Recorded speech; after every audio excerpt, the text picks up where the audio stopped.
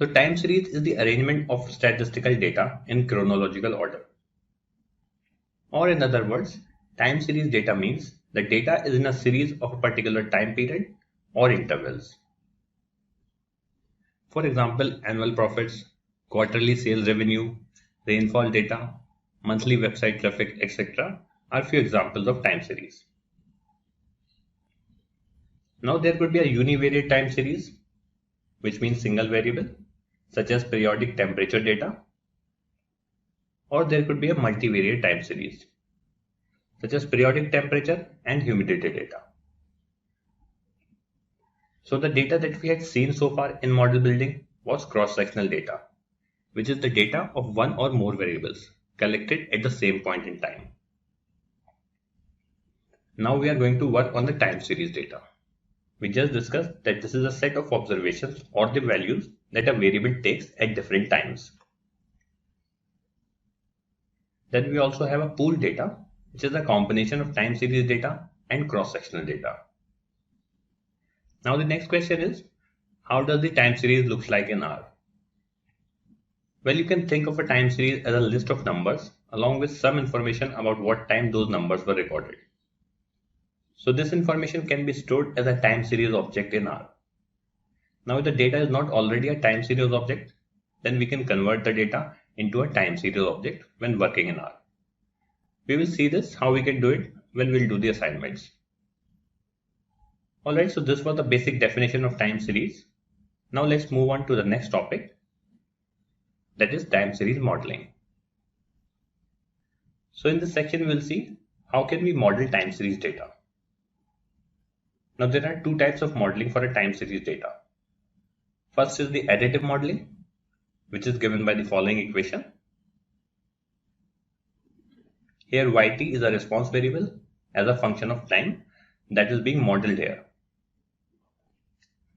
Now on the right hand side, the first three components are called the deterministic components, and the last component is the random component. mt here is the trend, st here is the seasonal component, and ct is the cyclic component, and et here is the random or irregular component. Don't worry, we'll see the definition in a while. But before that, let's see what is the second type of model. The second type of model for time series is multiplicative modeling, which is given by the following equation. Now here everything remains the same except that it is being multiplied instead of addition.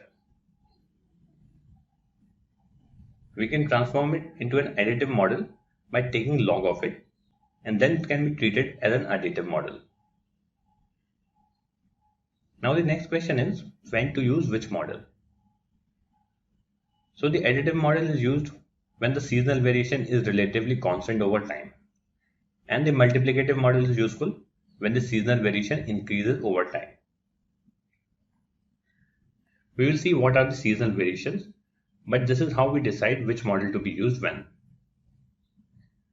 Now let's discuss each of the components of the model which are shown here.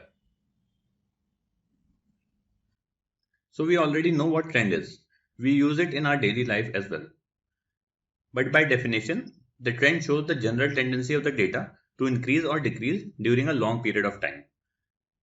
So basically it refers to a change in the mean over time. After that we have seasonality. It is a variation that occurs at specific intervals. The intervals are less than a year, such as weekly, monthly or quarterly. Third, we have cyclic variations. So cyclic variations in a time series are those variations which operate themselves over a span of more than 1 year. So unlike seasonal variations which operates within a year, cyclic variations span over more than a year. Now the fourth and the last component is random/irregular movements.